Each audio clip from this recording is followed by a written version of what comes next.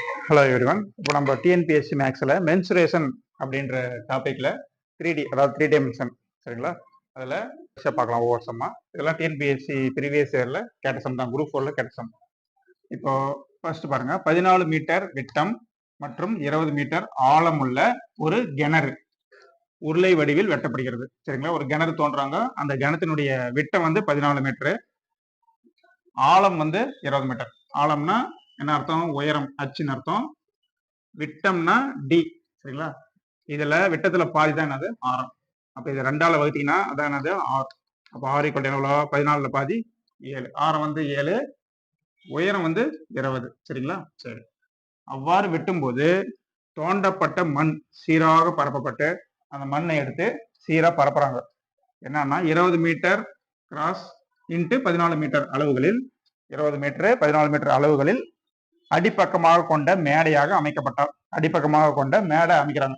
அதாவது 20 metre 14 metre சரிங்களா? ஒரு நீளம் 20 மீட்டரு, அகலம் 14 மீட்டர்னு வச்சுக்கோங்க சரிங்களா? மேடையாக அமைக்கப்பட்டால் அம்மேடையின் உயரம் என்னன்னு கேட்கறாங்க. நீளம் கொடுத்துட்டாங்க, அகலம் கொடுத்துட்டாங்க, உயரம் என்னன்னு கேட்கறாங்க, கண்டுபிடிக்கலாம் சரிங்களா? சரி, முதல்ல இந்த உருளையை முடிப்போம். உருளை வடிவில் வெட்டப்படுகிறது பார்த்தீங்களா கிணறு, அந்த உருளை முதல்ல எடுத்துக்கலாம் சரிங்களா? உருளையினுடைய கன அளவு v என்னது? அதாவது அந்த கிணத்தினுடைய கன அளவு பை ஆர் ஸ்கொயர் h ஓகேங்களா? இதை கண்டுபிடிக்கலாம்.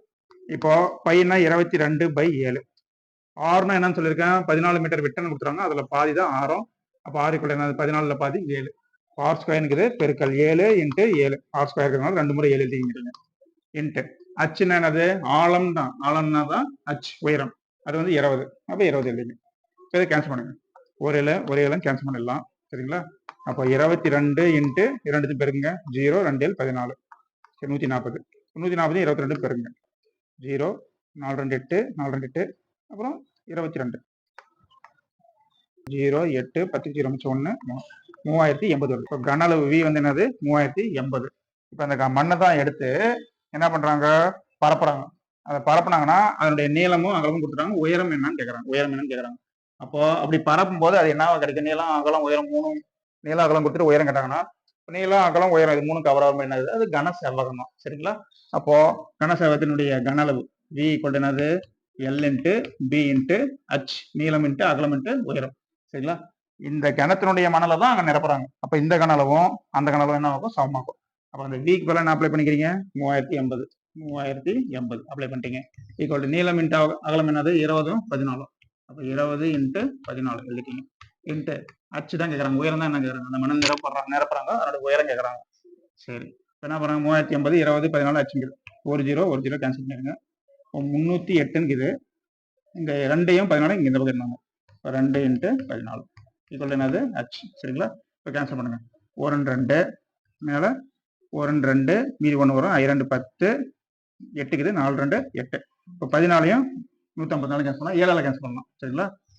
2 7 14, இங்க ஒன்று வரும் 2 7 14, மீதி 1 14 வரும், 2 7 14 சரிங்களா? 22ன்னு வருது. அப்போ இங்கே கீழே எனக்கு 2ங்குது. 1 2 இங்கே என்ன வரும்? 1 2 1 2 சரிங்களா? 11 வரும். இப்போ உயரம் h = எல்லாம் வருது? 11 வருது. இப்போ உயரம் h = 11 மீட்டர்ல தான் கொடுக்குறாங்க, 11 மீட்டர் ஓகேங்களா? என்ன ஆப்ஷனு? ஏ ஆப்ஷன் சரிங்களா? ஈஸி தான், கடகடன்னு போடலாம் சரிங்களா? சரி, அடுத்த சம் போகலாம். Next second sum. 2 உருளைகளின் உயரங்கள் முறையே 1:2 கொடுத்துறாங்க. 2 உருளையினுடைய உயரம் தான் கொடுத்துறாங்க. இப்போ மொதல் உருளையை h1 வச்சுக்கலாம் உயரத்தை, 2வது உருளையினுடைய உயரத்தை என்ன எழுதிக்கலாம்? h2ன்னு எடுத்துக்கலாம் சரிங்களா? மற்றும் அவற்றின் ஆரங்கள் முறையே, ஆரங்கள் அப்படின்னா ரேடியஸ் r1 r2 அப்படின்னு வச்சுக்கலாம். ஆரங்கள் வந்து ஃபர்ஸ்ட் வந்து இருக்கிறது r1, 2வது வந்து r2ன்னு வச்சுக்கலாம் ஓகேங்களா? ஆகிய விகிதங்களில் இருப்பின் அவற்றின் கன அளவுகளின் விகிதம் என்னன்னு கேட்கறாங்க. கன அளவோட விகிதம் கேட்கறான். உருளையினுடைய கன அளவு நம்மளுக்கே ஃபார்முலா தெரியும், πr²h. πr²h ரேஷியோ πr²h சரிங்களா? 2 உருளைன்றதுனால 2 ஆரம் போட்டுக்கிறீங்க, 2 உயரம் போட்டுக்கிறீங்க. First உருளைக்கு r1² by r1² h1 எழுதிக்கலாம். 2வது உருளைக்கு பை r2² h2 எழுதிக்கலாம் ஓகேங்களா? சரி, இப்போ ஒவ்வொன்றா அப்ளை பண்ணுங்க. இப்போ பை கேன்சல் பண்ணிடலாம் சரிங்களா? r1 என்ன? இங்க பாருங்க எழுதிருக்கேன் மேல, r1 2 இல்லைங்க. அப்போ 2 அதுல என்ன ஸ்கொயர், r1² 2 எழுதிட்டேன், 2². h1 என்ன? பாருங்க மேல எழுதிருக்கேன், h1 என்ன? 1 ரேஷியோ. அடுத்து r2², r2 கொடுத்துருக்கேன் 1, அப்போ 1 எழுதிங்க, அடுக்கல ஸ்கொயர். அடுத்து h2 என்னது? 2, இப்போ 2 எழுதிங்க சரிங்களா? 2² 4, 4 1 பேருனா 4 தான், 4 ரேஷியோ. 1² 1, 1 2 பேருனா என்ன வரும்? 2 சரிங்களா? 4 ரேஷியோ 2ன்னு வருது. கேன்சல் பண்ணலாம், 2ஆல கேன்சல் பண்ணலாம். 2 2 4 1 2 2. அப்போ 2 ரேஷியோ 1. சரிங்களா? Answer 2:1 C answer. ஓகேங்களா? அடுத்த கணக்கில் பார்க்கலாம். நெக்ஸ்ட் 3 கணக்கு கொஞ்சம் டிஃப்ரெண்டான கணக்கு. சரிங்களா? இந்த மாதிரி கணக்குலாம் ரொம்ப ரேர். ஒரு உள்ளீடற்ற கோளத்தின் கன அளவு 11,352 வகுத்தல் 7 கன சென்டிமீட்டர் மற்றும் அதன் வெளியாரம் 8 சென்டிமீட்டர் எனில் அக்கோளத்தின் உள்ளாரத்தை காண்க அப்படின்னு கேட்கறாங்க. இப்போ உள்ளீடற்ற கோளத்தின் கன அளவு கொடுத்துட்டோம். சரிங்களா? உள்ளீடற்ற கோளத்தின் கன அளவுனாவே நம்மளுக்கு ஃபார்முலா தெரியும். என்னது? 4/3 pi R cube minus R cube. சரிங்களா? Capital R cube minus small R cube. ஞாபகம், இதுதான் கன அளவுக்கான ஃபார்முலா. தெளினாலும் பரவாயில்ல, இப்போ மனவரம் பண்ணிங்க. நம்ம வழக்கமாக 4/3 பை ஆர் கியூப்னு எழுதுவோம். இங்கே 4/3 பை 2 ஆரங்குது. உள்ள ஆரம் 1, வெளியாரம் 1. அப்போ R cube minus R cube. சரிங்களா? இது பெரிய ஆரம், இது சின்ன ஆரம். அப்படின்னு வெளியாரம் மைனஸ் உள்ளாரம். சரி, இப்போ என்ன பண்ணோம்? கன அளவே கொடுத்துட்டோம், விஏ. அப்போ அந்த விக்கு பதில் எழுதிங்க. 11,352 வகுத்தல் 7 கன அளவு வி எழுதிட்டோம். ஈக்குவல் டு போட்டுங்க. 4/3 எழுதிங்க. பையனுக்கு இது இப்போ 22/7 எழுதிங்க. பெருக்கல் 22/7 பெருக்கல் R cube minus R cube. அதுதான் இருக்குது. இங்க பார்த்தீங்கன்னா அதன் வெளியாரம் 8 சென்டிமீட்டர். சரிங்களா? வெளியாரம் தான் பெருசு, உள்ளாரம் சின்னதாகும். வெளியாரமே கொடுத்துட்டான். சரிங்களா? இப்போ வெளியாரம்னா கேபிட்டல் ஆர் கியூப் தான். சரிங்களா? இங்க வந்து எழுதுறேன் கேபிட்டல் ஆர். கேபிட்டல் ஆர் வந்து என்னது? 8. அப்போ 8 கியூப் மைனஸ் குழந்தைங்க உள்ளாரம் தான் கேட்குறாங்க, ஸ்மால் ஆர் தான் கேட்குறாங்க. கண்டுபிடிக்கலாம். இப்போ R cube minus R cube போட்டு இந்த ஆர் தான் நம்ம இப்போ கண்டுபிடிக்கலாம். இப்போ கேன்சல் பண்ணி போகலாம். இப்போ ஈக்குவல் இருக்கிறதுனால இங்கே கீழே இருக்கிறதும் கேன்சல் பண்ணலாம், மேலே இருக்கிறதும் மேலே கேன்சல் பண்ணலாம். சரிங்களா? இந்த 7ம் கேன்சல் பண்ணிடுங்க. இப்போ 11,352 இது எழுதிட்டோம். இந்த அந்த பங்கிற 4 22 அது ரெண்டுத்தையும் இருக்கணும். மேலே இருக்கிறது இந்த பக்கம் கீழே வந்துடும். வகுத்தல் 4 × 22. ஓகேங்களா? கீழே இருக்கிற 3 இந்த சைடு வந்துச்சுன்னா மேலே வந்து. சரிங்களா? பெருக்கல் 3000 பெருக்கல் 3. ஓகேங்களா? ஈக்குவல் டு எல்லாத்தையும் கொண்டு வந்துட்டோம். அங்கே மீதி இருக்கிறது 8 கியூப் மைனஸ் ஆர் கியூப். 8 கியூப்னா நம்மளுக்கு தெரியும் 512. 8 8 64, 64 × 8 512. அப்போ 512 மைனஸ் ஆர் கியூப். இது மட்டும் தான் இங்கே இருக்குது. சரி, இப்போ 4ஐயும் இதையும் கேன்சல் பண்ணலாம். 1 4 2 8 மீதி 3 8 32 மீதி 1 3 12 மீதி 3 8 32. ஓகேங்களா? 22ஐயும் இதையும் கேன்சல் பண்ணலாம். 11 கேன்சல் பண்ணலாம். 2 11 22. சரி, கேன்சல் பண்ணீங்கன்னா என்ன வரும்? 2 11 22 மீதி 6 I11 55 மீதி 8 88 வரும். 8 11 88. சரிங்களா? சரி, 2 253 கேன்சல் பண்ணுங்க.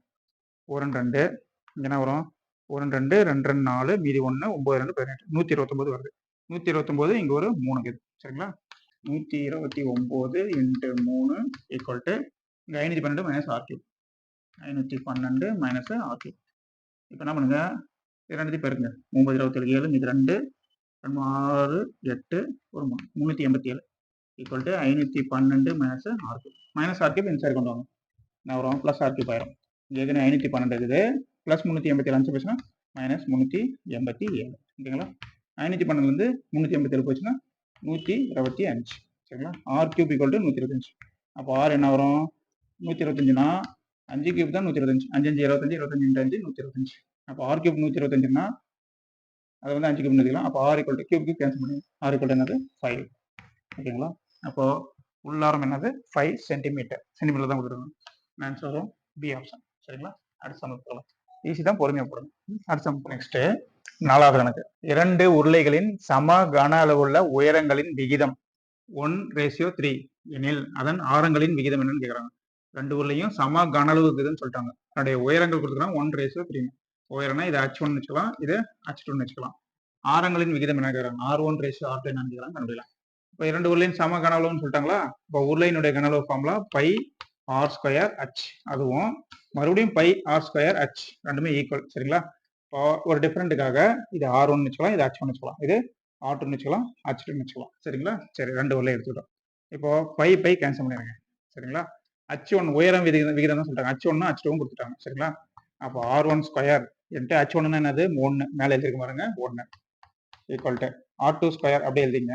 H2 என்னது? 3 மேலே எழுதிருக்கேன், இங்கே 3 ரைட் போட்டிருக்கேன். சரிங்களா? சரி, இந்த R1² அப்படியே கிட்டோம். இந்த R2² இந்த பக்கம் என்ன? பை R2² ஈக்குவல் டு இங்கே என்ன இருக்குது? 3 மட்டும் இருக்குது. இந்த R2² தான் இந்த பக்கம் பெருக்கல் இந்த பக்கம் வகுத்தல் ஆயிரும். இந்த 1 அந்த பக்கம் எடுத்து போயிருக்கேன், வகுத்தல் 1. இந்த 1 எழுதுறதுனாலே ஒன்றும் தப்பு கிடையாது. நம்மளுக்கு ரேஷியோ டிஃப்ரெண்ட்டுக்காக எழுதுறோம். சரிங்களா? R1 square by R2 square இருக்குது. ரெண்டுமே என்னது, இதை வந்து R1 பை R2 மேலேயும் ஸ்கொயர் கீழேயும் ஸ்கொயர் ஃபுல்லாக ஸ்கொயர் போட்டுங்க ஈக்குவல் டு 3/1. சரிங்களா? அப்போ ரெண்டு பக்கமும் ரூட் எடுங்க. ரெண்டு ரூட் எடுத்தீங்கன்னா ஸ்கொயர் ரூட்டு கேன்சல் ஆயிடும். அப்போ என்ன வரும், R1 பை R2 ஆயிரும். சரிங்களா? சரி, இங்கே ரூட் எடுத்தீங்கன்னா ரூட் 3 வந்துடும். ரூட் 3 வகுத்தல் ரூட் 1. ரூட் 1ன்னா என்னது, 1 தான். சரிங்களா? 1. இப்போ ரூட் 3/1 இருக்குது. அப்போ ரூட் 3 ரேஷியோ 1, அதுதான் ஆன்சர். இருக்கான்னு பாருங்க. ரூட் 3 ரேஷியோ 1 இல்லை. அப்போ வேற ஏதோ பண்ணியிருக்காங்க. என்ன பண்ணிக்கிறாங்கன்னு பார்க்கலாம். வர ஆன்சர் வரணும். இங்கே ரூட் 3 தான் இருக்குது. மேலேங்களையும் ரூட் 3 பெருக்குங்க. பெருக்கல் ரூட் 3 வகுத்தல் ரூட் 3. மேலேங்களையும் ரூட் 3 பெருக்கிறதுனால ஒன்றும் மதிப்பு மாறாது. ரூட் 3யும் ரூட் 3யும் பெருக்கும். ரூட் 3யும் ரூட் 3 மல்டி பண்ணிங்கன்னா வெறும் 3 தான் வரும். Root 3 into root 3 3 divide by 1 into root 3 root 3. ஓகேங்களா? அது ஆன்சர்னா 3 ரேஷியோ ரூட் 3. அது இருக்கான்னு பாருங்க. 3 ரேஷியோ ரூட் 3 டி ஆன்சர். மேலே பாருங்க 3 கீழே root 3. 3 ratio root 3 the answer. ஓகேங்களா? ஆன்சர். சரிங்களா? அடுத்த கணக்கு போகலாம். அடுத்தது 5வது கணக்கு. ஒரு நேர்வட்ட கூம்பின் கன அளவு. கூம்பினுடைய கன அளவு கொடுத்துட்டா 216 பை கன சென்டிமீட்டர். கூம்பின் ஆரம் கொடுத்துட்டா 9 சென்டிமீட்டர் எனில் அதன் உயரத்தை காண்பிக்கிறாங்க. கண்டுபிடி. இப்போ கூம்பின் கன அளவு V = என்ன formula, 1/3 pi R square H. இதுதான் ஃபார்முலா, தெரியும் உங்களுக்கு. இப்போ கன அளவு VA கொடுத்துட்டாங்க 216 பை கன சென்டிமீட்டர். அப்போ 216 பை அப்படி எழுதிக்கலாம் கன அளவுக்கு பதிலாக. ஈக்குவல் டு 1/3 பை அப்படி எழுதிங்க. R ஸ்கொயர் ஆர்ன்றது என்ன கொடுத்துட்டாங்க, 9 கொடுத்துட்டாங்க. அப்போ R ஸ்கொயர்னா 9 இன்ட்டு 9 பெருக்கல் H. அதான் கண்டுபிடிக்கணும். அதன் உயரத்தை காண்பிக்கிறேன். H எழுதிங்க. ஓகேங்களா? சரி, இப்போ மேலேயும் மேலேயும் கேன்சல் பண்ணலாம். பையும் கேன்சல் பண்ணிடுங்க. சரிங்களா? சரி, இந்த 3யும் 9ஐயும் கேன்சல் பண்ணலாம். ஒரு 3 இன்ட்டு 3 9. சரிங்களா? சரி, இப்போ 216 அப்படி எழுதிங்க. ஈக்குவல் டு இங்கே என்ன இருக்குது, 3 9 அச்சுக்குது. அச்சு மட்டும் இங்கே வச்சுங்க. இந்த 3 9 3 9 எவ்வளோ, 27. அது இந்த பக்கம் எடுத்தாங்க வகுத்தல் 27 எழுதலாம். இல்லை 3 இன்ட்டு 9 எழுதலாம். நம்ம இருக்கும் 27 எழுதிங்க. சரிங்களா? இப்போ இதை கேன்சல் பண்ணுங்க. 3 கேன்சல் பண்ணலாம். 9 27. இங்கே 7 21 2 6. மறுபடியும் 3 கேன்சல் பண்ணலாம். 3 இன்ட்டு 3 9. இங்கே 2 6 மீதி 1 4 12. மறுபடியும் 3 கேன்சல் பண்ணலாம். 1 3 3 8 இன்ட்டு 3 24. அப்போ அச்சு உயரம் அச்சு கொள்ள என்னது 8. அப்போ அச்சு ஈக்குவல் டு 8 எங்க இருக்குன்னு பாருங்க. சரிங்களா? ஆன்சர். உயரம் வந்து என்னது 8 சென்டிமீட்டர். 8. சரிங்களா? பார்த்தீங்கன்னா டோட்டலாக 5 சம்ஸ் நடத்திருக்கேன். ஏற்கனவே ஒரு 10 சம் நடத்தி வீடியோ போட்டிருக்கேன். இது ஒரு 5 சம். இப்போ 15 சம் எடுத்திருக்கேன். பார்க்கலாம். முடிஞ்சால் இன்னும் ஒரு 5 சம் அப்லோட் பண்ணுறேன். சரிங்களா? நீங்கள் நம்ம சேனல் நீ வரலாம், மறக்காமல் சேனலை சப்ஸ்கிரைப் பண்ணுங்கள்.